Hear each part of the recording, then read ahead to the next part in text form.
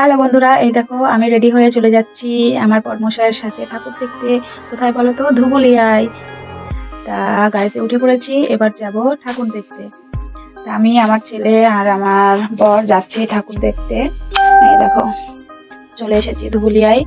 তা এখানে শুনেছি অনেক বড় বড় ঠাকুর হয়, কিন্তু কোনোদিন আসিনি ঠাকুর দেখতে। তা এই প্রথম আসলাম এখানে ঠাকুর দেখতে। তা তোমাদের দেখাবো যে এখানে ঠিক কতটা বড় বড় কালী পুজো হয়। এই দেখো গাড়ি থেকে নেমে পড়েছি এবং যাচ্ছি ঠাকুর দেখতে।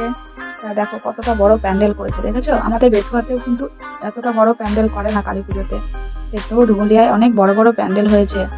তা আমার তো খুব ভালো লাগছে দেখতে। আমরা এসেছিলাম মানে আমাদের বেথুয়াতে যেদিন কালী পুজোর বিসর্জন হয়েছিল তার পরের দিন এখানে ঠাকুর দেখতে। তা এখানেও কয়েকটা ঠাকুর বিসর্জন হয়ে গেছিল, আর কয়েকটা ছিল। তা যেগুলো ছিল সেগুলোই আমরা ঘুরে ঘুরে দেখলাম। তা দেখো এবার আমরা ভিতরে যাচ্ছি। বাইরে থেকে তো দেখালাম প্যান্ডেলটা ঠিক কতটা সুন্দর করেছে। তাই দেখো ভিতরে ডেকোরেশনটাও কিন্তু খুব সুন্দর। তা তোমরা দেখতে থাকো, ঠিক আছে? যেহেতু আমরা অনেকটা পরে এসেছিলাম যার জন্য অতটা ভিড় ছিল না, কেন আগে আগেই সব ঠাকুর দেখে নিয়েছে সবাই। তা আমি কালী পুজোর 3-4 দিন পর এসেছিলাম এখানে ঠাকুর দেখতে। তা ভিতরে ডেকোরেশনটা কত সুন্দর করেছে, জাস্ট দেখো। আমার তো খুব সুন্দর লাগছে। ঠাকুরটা সেরকম একটা বড় করেনি, ছোটখাটোই করেছে, কিন্তু প্যান্ডেলটা খুব বড় করেছে, তাই না? তা যাই হোক, এখান থেকে এবার বেরিয়ে পড়লাম পরের ঠাকুর দেখার উদ্দেশ্যে। দাদাভাই গাড়ি আনতে গেছে, তা গাড়িতে উঠে আবার চলে যাচ্ছি পরের ঠাকুর দেখতে। এই দেখো কত বড় বড় লাইটিং, দেখেছো? রাস্তার মাঝখান দিয়েও বড় বড় লাইটিং সব।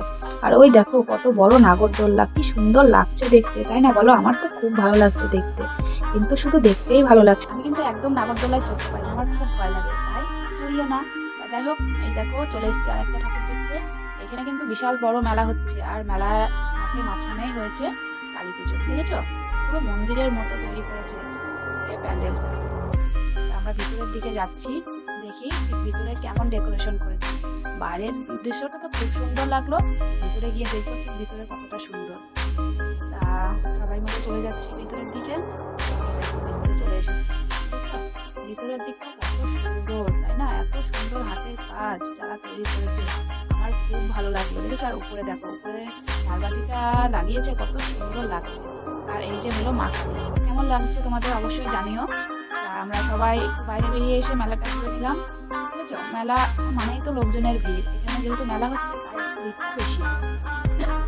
আর ওই যে বেলুন ফাটানোর দোকান, আমার ছেলের চোখে পড়েছে, ও তো বেলুন ফাটাবে, মেলায় গেলেই ওর সেটা ও করতেই হবে, বেলুন ওকে ফাটাতেই হবে। তা ওই দেখো বেলুন ফাটাতে শুরু করে দিয়েছে, দেখতে পাচ্ছ? ছেলে মানুষ তো বুঝতেই পারছো, ওদের নজর সবসময় এই দিকেই থাকে।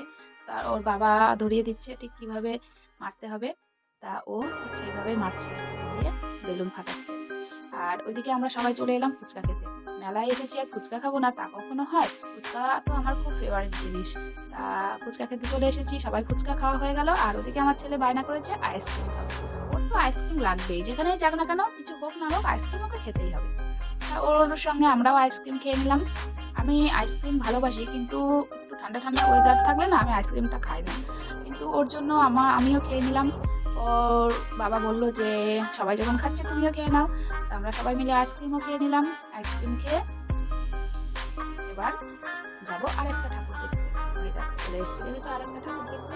দেখো, এটাও কিন্তু খুব সুন্দর ডেকোরেশন করেছে, বাইরে থেকেই কিন্তু জাস্ট অসাধারণ লাগছে, তাই না? পুরো মনে হচ্ছে কেদারনাথের মন্দিরের মতো দেখতে অনেকটা, না? আমার তো মনে হচ্ছে, তোমাদের কার কেমন মনে হচ্ছে অবশ্যই জানিও।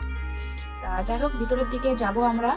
তা বাইরে থেকে মনে হচ্ছে পুরো টাইপের কিছু দিয়ে করেছে, কিন্তু কি দিয়ে করেছে বলো তো বন্ধুরা, বলো? তা আমার মনে হচ্ছে টিস্যু পেপার দিয়ে, দেখেছো? দেখো মনে হচ্ছে বরফের মতো লাগছে দেখতে।